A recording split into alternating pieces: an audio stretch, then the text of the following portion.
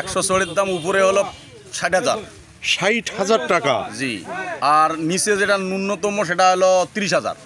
30,000? জি, আর নিচে কোনো কলা নাই। মানে 30,000-এর নিচে কোনো কলা নেই। জি। আমরা আজকের এই রংপুরের মিঠাপুকুর উপজেলার বড়বালা ইউনিয়নের এই কেশবপুর সলান টু কেশবপুর রোডের যে কলার আড়তটি রয়েছে, আড়তে আমরা এসেছি।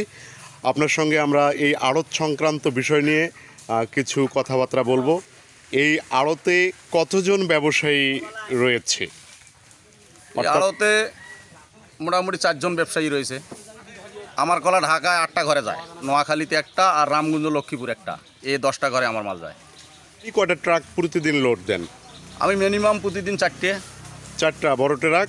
বড় ছোট 4টে, ছোট বড় মিলে 4টে? Average 4টে, average 4টে। সে একটা লাভজনক আবাদ, এবং কৃষক যদি সবচেয়ে মানসম্পন্ন আবাদ ক্ষেত করে, হ্যাঁ, তাহলে আমরাও সেখান থেকে কিনি, অনেক লাভবান। এখানে কোনো ফরমালিন ব্যবহার করা হয় সে না। বিষয়টা আমাদের আরো একটু ক্লিয়ার করেন।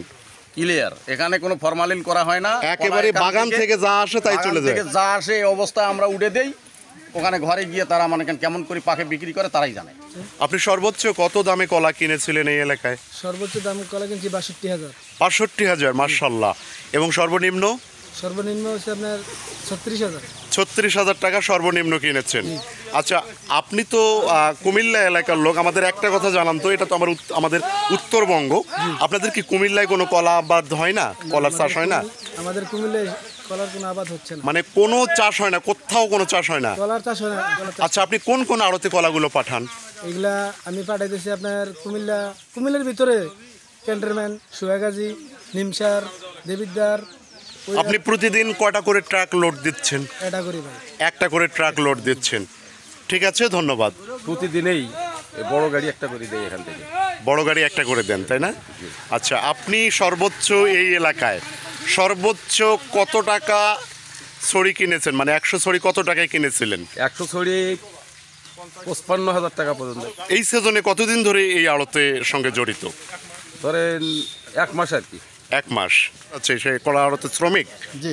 আচ্ছা আচ্ছা, আপনারা কতজন আছেন সর্বমোট? আমরা 10 জন আছি। 10 জন আসছেন। আচ্ছা, এই প্রতিদিন আপনাদের এই আড়ত থেকে প্রতিজনের কত টাকা করে ইনকাম হয়? প্রতিদিন করে 1,000 টাকা প্রতিদিন ইনকাম হয়। প্রতিদিন ইনকাম হয়। আচ্ছা, কত ঘন্টা পর্যন্ত আপনাদের এখানে শ্রম দিতে হয়? 4টা পর্যন্ত, সকাল 6টা থেকে।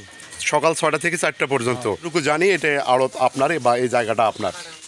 আলহামদুলিল্লাহ, গাড়ি ভালো যাইতেছে, প্রতিদিন 7টা 8টা করে গাড়ি যেতেছে আমাদের এখান থেকে। আচ্ছা, মোটামুটি মিনিমাম ভালো চলতেছে আর কি। আচ্ছা আচ্ছা, এই আড়তের সূচনা বা শুরুটা কবে হয়?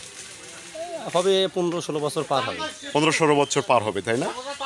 আচ্ছা, মোট ব্যবসায়ী কেমন, কতজন ব্যবসায়ী বাহির এলাকার? ব্যবসায়ী থেকে আসে 4-5 জন আছে রেগুলার 4-5 জন। আরো বাইরে থেকে আসে, স্থায়ী অস্থায়ী অনেক হ্যাঁ, ব্যবসায়ী আছে।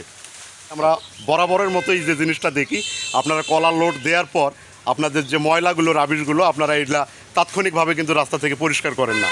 এটা আজকের পর থেকে হবে? আচ্ছা, ওটা হবে, সমস্যা নাই। আচ্ছা, ঠিক আছে, ধন্যবাদ। ওটা পরিষ্কার করে দেব। আচ্ছা, অবশ্যই প্রতিদিন লোডের পর আপনারা এটা ক্লিয়ার করবেন। অসংখ্য ধন্যবাদ।